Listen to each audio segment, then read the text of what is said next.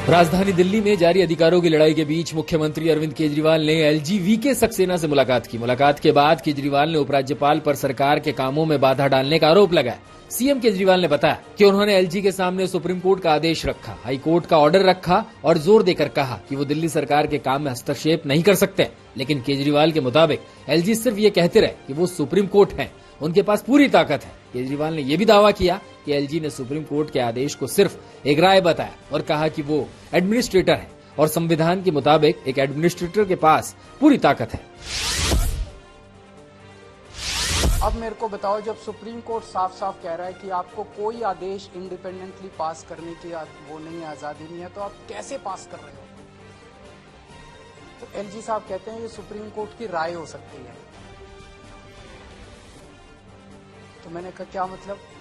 कहते हैं संविधान में लिखा है कि मैं एडमिनिस्ट्रेटर हूं। एडमिनिस्ट्रेटर कुछ भी कर सकता है, किसी भी विषय पे कर सकता है। मैंने कहा सर इसका क्या मतलब हुआ? कहते हैं कि अगर मुझे लगेगा कि सरकार कुछ गलत काम कहीं कर रही है तो मैं किसी को भी कोई भी आदेश दे सकता हूं। दिल्ली में उपराज्यपाल के आवास के बाहर आम आदमी पार्टी के कार्यकर्ताओं ने प्रदर्शन किया। आरोप है कि उपराज्यपाल वीके सक्सेना शिक्षकों को ट्रेनिंग के लिए फिनलैंड भेजे जाने की फाइल को मंजूर नहीं कर रहे। इस मुद्दे पर दिल्ली के उप मुख्यमंत्री सिसोदिया ने आरोप लगाया कि एलजी ने फाइल रोक दी है। सरकार ने उनके सवालों के जवाब भी भेजे और अब उनकी तरफ से कहा गया है कि क्या ऐसी ट्रेनिंग देश में नहीं हो सकती। मनीष सिसोदिया ने आरोप लगाया कि उपराज्यपाल बीजेपी के षड्यंत्र में साथ दे रहे हैं। दिसंबर में हमको 30 टीचर्स ट्रेनिंग के लिए भेजने थे प्राइमरी के, और अगला बैच हमारा 30 टीचर्स का जाना था मार्च में, अभी 2 महीने बाद। लेकिन दिसंबर के टीचर ट्रेनिंग के बैच की फाइल हमने अक्टूबर में एलजी साहब के पास भेजी।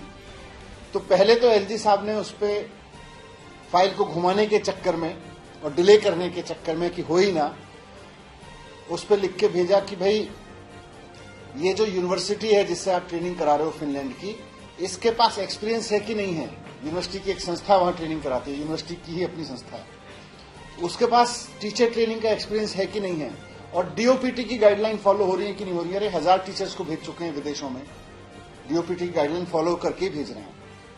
तो वो फाइल ये कह के वापस भेज दी। जम्मू के दौरे पर पहुंचे गृह मंत्री अमित शाह ने आतंकी हमले में मारे गए लोगों के परिवार वालों से मुलाकात की। साथ ही मेडिकल कॉलेज जाकर घायलों का भी हालचाल जाना। अमित शाह को राजौरी भी जाना था, लेकिन खराब मौसम के चलते वो राजौरी नहीं जा सके। सुरक्षा बलों और खुफिया एजेंसियों से मुलाकात के बाद अमित शाह ने कहा कि राजौरी घटना की जांच एनआईए कर रही है। सरकार ने दोनों घटनाओं की जांच सौंपी है, एनआईए और जम्मू पुलिस मिलकर इनकी जांच करेगी। उन्होंने आगे बताया कि हम जम्मू कश्मीर की सुरक्षा के लिए प्रतिबद्ध हैं। 3 महीने के अंदर कश्मीर के हर क्षेत्र की सुरक्षा को मजबूत किया जाएगा।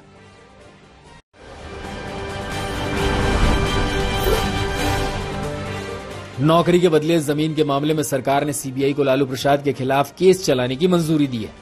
इस मामले में सीबीआई ने अक्टूबर में चार्जशीट दाखिल की थी और 16 लोगों को आरोपी बनाया था। सीबीआई ने करीब 14 साल पुराने मामले में पिछले दिनों बिहार, झारखंड और हरियाणा के करीब 25 ठिकानों पर छापे मारे थे। 2017 में बिहार के पूर्व डिप्टी सीएम सुशील मोदी ने रेलवे में नौकरी देने के लिए लालू परिवार पर जमीन लिखवाने का आरोप लगाया था। जांच में पाया गया कि रेल मंत्री रहते पटना के 11 और गोपालगंज के एक शख्स को लालू ने चुपके से नौकरी दी है। इन नौकरियों के बदले उनसे अपने परिवार के नाम पर जमीनें लिखवा ली। कांग्रेस ने ऐलान किया कि वो 26 जनवरी से केंद्र सरकार के खिलाफ राहुल गांधी का लिखा पत्र हर घर तक पहुंचाएगी। राहुल गांधी देश में फैली हुई नफरत, बेरोजगारी, महंगाई और अन्य आम मुद्दों को लेकर चिट्ठी लिखी है। उनका ये संदेश अब पार्टी हर घर तक पहुंचाएगी। कांग्रेस का ये कार्यक्रम 2 महीने का होगा, जो देश की 2.5 लाख ग्राम पंचायतें, 6 लाख गांव और 10 लाख बूथ तक पहुंचाया जाएगा। कांग्रेस के नेता जयराम रमेश ने कहा कि ये कार्यक्रम हाथ से हाथ जोड़ो कांग्रेस पार्टी के चिन्ह और भारत जोड़ो यात्रा के राजनीतिक संदेश को आगे ले जाएगा। जोशीमठ में जमीन धंसने के मामले में सरकार ने एनटीपीसी के खिलाफ आरोपों की जांच का आदेश दिया है। कैबिनेट की बैठक में यह फैसला किया गया। इसके साथ विस्थापित परिवारों को ज्यादा मदद देने की बात कही गई। कैबिनेट की बैठक में फैसला लिया गया कि जोशीमठ की हर विस्थापित परिवार के 2 सदस्यों को मनरेगा के तहत नौकरी दी जाएगी। इस बीच भारत की स्पेस एजेंसी इसरो ने सैटेलाइट तस्वीरों की मदद से बनाई गई रिपोर्ट के हवाले से जानकारी दी है कि जोशीमठ में 12 दिनों में 5.5 फुट का धंसाव हुआ है। हिमाचल प्रदेश के मुख्यमंत्री सुखबिंदर सिंह सुक्खू ने राज्य में पुरानी पेंशन स्कीम को फिर से लागू करने की घोषणा कर दी है। सीएम सुखबिंदर सिंह सुक्खू ने ट्वीट कर इसकी जानकारी दी।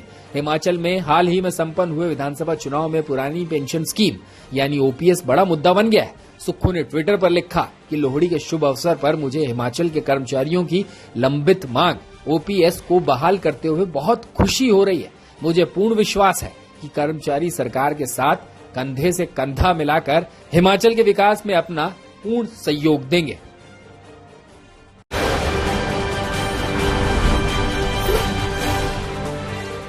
बॉलीवुड एक्ट्रेस नूरा फतेही ने 200 करोड़ की ठगी के मामले में दिल्ली की अदालत में अपना बयान दर्ज करवाया है। नूरा खुद दिल्ली पुलिस की आर्थिक अपराध शाखा के पास पहुंची और इस मामले में अपना बयान दर्ज करने की विनती की है। इसके बाद दिल्ली पुलिस ने पटियाला हाउस कोर्ट में नूरा का बयान दर्ज करवाया। इससे पहले मनी लॉन्ड्रिंग केस नूरा फतेही से ईडी कई बार पूछताछ कर चुकी है। पूछताछ में नूरा ने खुलासा किया था कि सुकेश चंद्रशेखर ने नूरा के जीजा बॉबी को लगभग BMW कार गिफ्ट की थी। टीवी एक्ट्रेस तुनिशा शर्मा की मौत के मामले में आरोपी सिजान खान की जमानत याचिका खारिज हो गई है। वसई कोर्ट ने फैसला सुनाते हुए सिजान को जमानत नहीं दी। तुनिशा शर्मा के को स्टार और एक्स बॉयफ्रेंड सिजान खान बीते 21 दिनों से सलाखों के पीछे हैं और अभी फिलहाल उन्हें राहत मिलती हुई नहीं दिख रही है। सिजान की जमानत पर यह फैसला उनके परिवार के लिए बड़ा झटका है। सिजान के वकील अब हाई कोर्ट में जमानत के लिए अर्जी करेंगे। एयर इंडिया के विमान में बुजुर्ग महिला पर पेशाब करने का आरोपी शंकर मिश्रा अपने बयान से पलट गया। दिल्ली के पटियाला हाउस कोर्ट में शंकर मिश्रा के वकील ने दावा किया कि बुजुर्ग महिला ने स्वास्थ्य दिक्कतों की वजह से खुद ही पेशाब कर दिया था। वकील ने अदालत को बताया कि बुजुर्ग महिला 30 सालों तक भारतनाट्यम की डांसर रही है। भारतनाट्यम डांसर्स में ऐसी दिक्कतें होना आम है। शंकर मिश्रा से पूछताछ के लिए उसकी कस्टडी मांगने की दिल्ली पुलिस की याचिका पर अदालत की ओर से जारी नोटिस पर शंकर मिश्रा के वकील ने यह जवाब दिया। टेनिस स्टार सानिया मिर्जा ने रिटायरमेंट का ऐलान कर दिया। 16 जनवरी से होने जा रहे ऑस्ट्रेलियाई ओपन सोनिया का आखिरी टूर्नामेंट होगा। सानिया मिर्जा ने ट्विटर पर पोस्ट करके इस बात की जानकारी दी। पहले सानिया ने घोषणा की थी कि वो दुबई टेनिस चैंपियनशिप के बाद संन्यास लेंगे, जो 19 फरवरी से शुरू हो रही है, लेकिन अब उन्होंने ऑस्ट्रेलियाई ओपन के बाद ही करियर पर विराम लगाने का फैसला लिया है। सानिया मिर्जा ने बताया कि वो ऑस्ट्रेलियाई ओपन के बाद अपने बेटे के साथ अधिक वक्त बिताना चाहेंगे।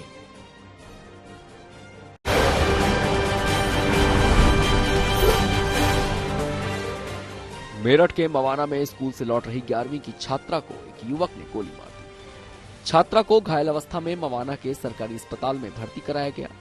छात्रा को गोली मारने से इलाके में हड़कंप मच गया। तुरंत ही पुलिस मौके पर पहुंची और आरोपी की तलाश में जुट गई। इस मामले में सीओ मवाना आशीष शर्मा का कहना है कि सूचना प्राप्त होने के बाद मुकदमा लिखा जा चुका है। अभी ये पता चला है कि किसी बात को लेकर कोई बात हुई थी। मध्य प्रदेश के खरगोन में 70 वर्षीय बुजुर्ग महिला की हुई संदिग्ध हालत में मौत। मृतका के बेटे ने लूट के बाद हत्या करने का आरोप लगाया है। बुजुर्ग महिला के शरीर पर चोट के निशान होने के साथ साथ मौके पर खून के निशान मिले। महिला के शरीर से 3 से 4 लाख रुपए कीमत के गहने और नकदी 20,000 भी गायब है। मौके पर पहुंचे एसपी ने संदिग्ध मौत की शंका जताई है। घटना के बाद घर के बाहर भारी भीड़ लग गई। बुजुर्ग महिला की मौत से क्षेत्र में रोष है। रोहतक राष्ट्रीय राजमार्ग पर रफ्तार का कहर देखने को मिला है, जहां तेज गति से आ रही एसेंट कार अनियंत्रित होकर मेट्रो पिलर से टकरा गई। इस हादसे में 2 दोस्तों की मौत हो गई, जबकि 4 गंभीर रूप से घायल हो गए। हादसा बहादुरगढ़ के जीवन ज्योति अस्पताल के पास हुआ। बताया जा रहा है कि गाड़ी के सामने अचानक कुत्ता आ गया था, जिसे बचाने के लिए जैसे ही गाड़ी को मोड़ने की कोशिश की गई तो गाड़ी अनियंत्रित होकर मेट्रो पिलर से टकराई। मृतकों की पहचान दिल्ली के तिलकपुर कोटला नजफगढ़ के रहने वाले दीपक सहरावत और मोहित के रूप में हुई है। दीपक और मोहित अपने 4 अन्य दोस्तों के साथ एसेंट गाड़ी में सवार होकर दिल्ली की तरफ जा रहे थे। उसी दौरान उनकी गाड़ी के सामने अचानक कुत्ता आ गया, जिसकी वजह से गाड़ी मेट्रो पिलर से जा टकराई। अलवर में 15 वर्षीय नाबालिग के साथ गैंगरेप का सनसनीखेज मामला सामने आया। आरोपियों ने रिश्तों को शर्मसार करते हुए गैंगरेप की घटना को अंजाम दिया है। रामगढ़ से 5 किलोमीटर दूर स्थित 3 सगे चाचाओं और फूफा ने मिलकर नाबालिग भतीजी को हवस का शिकार बनाया है। नाबालिग ने रामगढ़ थाने में रिपोर्ट दर्ज करवाई है। रामगढ़ थाना पुलिस ने पॉक्सो एक्ट और गैंगरेप की धाराओं में मामला दर्ज कर जांच रामगढ़ डीएसपी देशराज गुजर को सौंप दी है। पुलिस ने पीड़िता का मेडिकल भी करवा दिया है। पीड़िता के बयान दर्ज करने की कार्रवाई डीएसपी द्वारा आज की जा रही है। 15 वर्षीय पीड़ित नाबालिग लड़की ने आरोप लगाया कि उसके मुंह में कपड़ा ठूसकर और हाथ पैर बांधकर 4 दिन तक बंधक बनाकर हथियार के दम पर बारी बारी से उसका गैंगरेप किया गया। औरैया में दिल्ली से परिवार के साथ लौट रहे इको कार से सवार लोगों की औरैया के पास कार पुरहा नदी की पुलिया से टकराई। टकराने के बाद इको कार खाई में गिरी। इको कार सवार 7 लोग गंभीर रूप से घायल हो गए। घायलों को एम्बुलेंस की मदद से सामुदायिक स्वास्थ्य केंद्र बिधूना में भर्ती कराया गया, जिसमें 2 बच्चे और महिलाएं समेत 3 पुरुष शामिल थे, जिसमें 5 की हालत गंभीर देखते हुए सफाई मेडिकल के लिए रेफर किया गया है। इको कार सवार सभी पूजा में शामिल होने के लिए दिल्ली से बिधूना के जागूपुर में जा रहे थे। तभी कुदरकोट थाना क्षेत्र के इटावा रोड पुराहा नदी के पास हुआ भीषण एक्सीडेंट।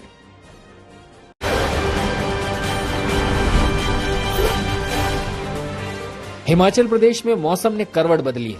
राज्य के पहाड़ बर्फ की सफेद चादर से गुलजार होना शुरू हो गए और प्रदेश ठंड की चपेट में आ गया है। मंडी जिले में सीजन की तीसरी बर्फबारी हुई है।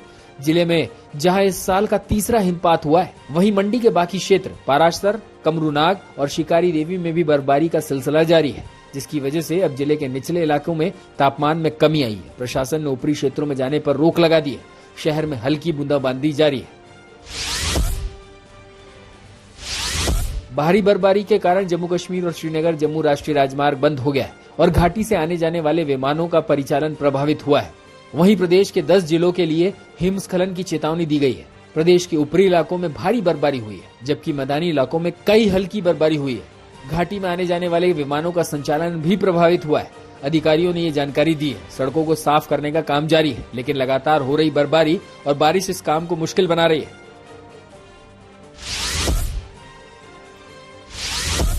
फतेहपुर शेखावटी में पश्चिमी विक्षोभ और दक्षिणी हवाएं चलने का असर शुरू हो गया है। माइनस से तापमान में करीब 10 डिग्री की बढ़ोतरी होने से भीषण सर्दी का दौर फिर शुरू होने वाला है। मौसम विभाग के अनुसार शनिवार से शेखावटी के 3 जिलों सहित हनुमानगढ़ के लिए अति शीतलहर का ऑरेंज अलर्ट जारी किया गया है। इससे तापमान जिस तेजी से बढ़ेगा उसी तेजी से फिर गिरेगा और ठिठुरन बढ़ जाएगी। सीकर में बादल छाए रहने के कारण तापमान में उतार चढ़ाव रहेगा। यहाँ न्यूनतम तापमान 9.7 रहा। मौसम विभाग के अनुसार 14 जनवरी को सीकर, चूरू व हनुमानगढ़ में शीत व अति शीत लहर चलेगी। उत्तर के पहाड़ी राज्यों में जबरदस्त बर्फबारी हो रही है। उत्तराखंड और हिमाचल से लेकर जम्मू कश्मीर तक के पहाड़ों पर बर्फ की मोटी चादर पसरी है। स्की रिजॉर्ट्स औली में जबरदस्त बर्फबारी हुई है। वैष्णो देवी में सीजन के पहले स्नोफॉल से सैलानियों के चेहरे पर मुस्कान तैर रही है। उधर हिमाचल के लाहौल स्पीति में हिमस्खलन की खबर है, लेकिन किसी नुकसान की सूचना नहीं है। इस बीच पहाड़ों में पिछले 2 दिनों से हो रही बर्फबारी से सर्दी फिर से एक बार नया रिकॉर्ड बना सकती है। आने वाले 2 दिनों बाद उत्तर भारत के मैदानी इलाकों में एक बार फिर से सर्दी जबरदस्त सितम ढाएगी।